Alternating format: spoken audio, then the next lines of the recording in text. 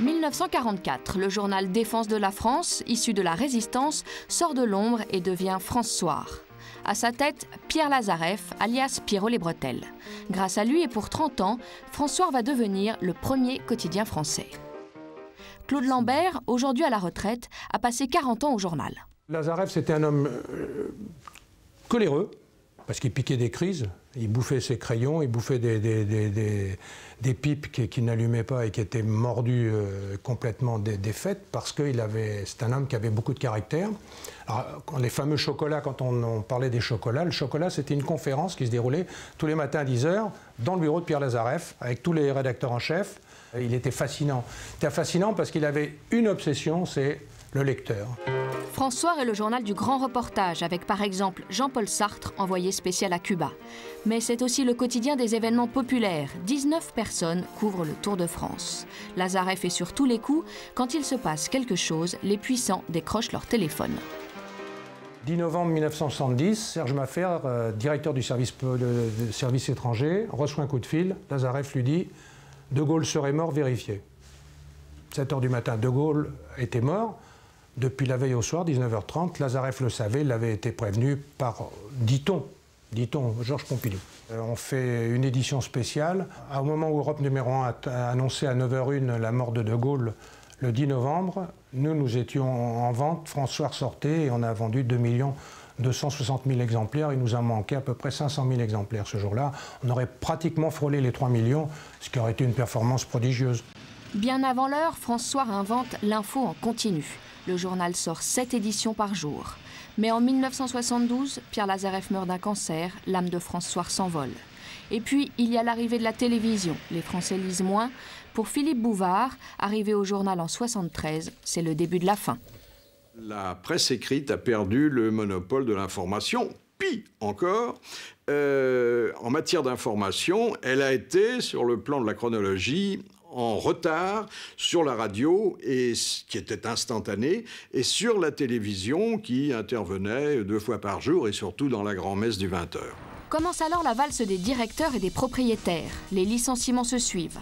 En 1976, R100 rachète France Soir. Chaque directeur de la rédaction a sa stratégie. Ainsi, de 86 à 89, Philippe Bouvard mise sur le côté le plus populaire du journal. Pin-up, courses, faits divers. On est loin de Lazareff, Sartre et Cuba. On n'était pas un journal élitiste. Faut pas se tromper de lectorat. Vous savez, il y a des gens qui sont venus après moi à France Soir et qui ont essayé de faire un monde bis. Ben, on n'avait pas besoin, parce que les lecteurs du Monde, ils allaient vers le Monde numéro 1.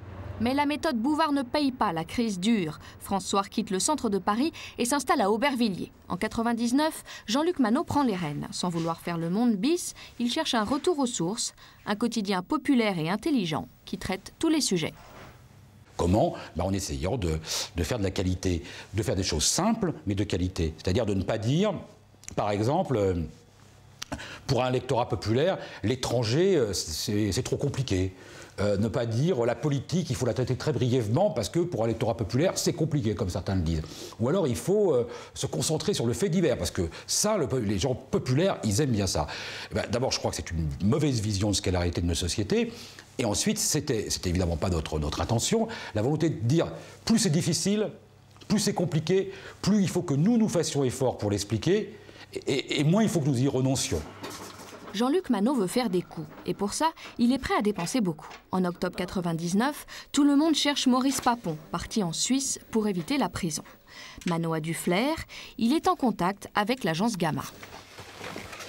Alors ça, c'est en plus la photo qui est la plus chère que France Soir ait pu acheter. Et ils nous ont demandé si ça nous intéressait d'avoir l'arrivée de Papon exclusive pour France Soir. Combien ? 250 000 francs. Mais rien n'y fait, les ventes ne redécollent pas. En 1999, le journal perd 10 millions de francs par mois. R100 cède le titre à Georges Ghosn, qui le revend un an plus tard au groupe italien Poligrafici pour 1 franc symbolique. C'est le journal d'une mort annoncée. France Soir ne fait plus parler de lui pour ses scoops, mais pour ses plans sociaux. On a une entreprise qui a à peu près 140 salariés. Et avant ? Et avant, c'était plus des 300, c'était 315. Donc, il y a beaucoup de monde qui était parti. On avait des suppléments qui ont été supprimés. L'événement qui sortait, il ne sort plus, cuisiner, etc. Donc, on a fait vraiment, je pense, un bon ménage dans l'entreprise. Tous les budgets ont été réduits, mais faire un bon journal demande de l'argent. Il y a les reportages, l'investigation, les photos, les plumes qui coûtent cher. Et tout cela, François ne l'a plus. Tu arrêtes la 27 ? Là, depuis un moment, c'est un pigiste qui, à lui tout seul, fait tout le service étranger. En politique, il n'y a pas de chef de service politique depuis des mois et des mois, encore plus longtemps qu'à l'étranger. Les élections approchent, il n'y a toujours pas de chef de service politique. Moi, j'ai l'impression que la qualité du journal baisse régulièrement, petit à petit. Aujourd'hui, François retira 100 000 exemplaires, 4 fois moins que le Parisien. Les salariés n'ont pas le moral, pourtant, ils veulent encore y croire. Tous les gens qui travaillent ici se relèvent les manches beaucoup plus que dans n'importe quelle autre rédaction. Moi, j'en ai fait quelques-unes, beaucoup plus que dans n'importe quelle autre rédaction, juste parce qu'il y a un titre mythique, parce qu'on ne veut pas le laisser mourir, ce titre, on a envie de le sauver.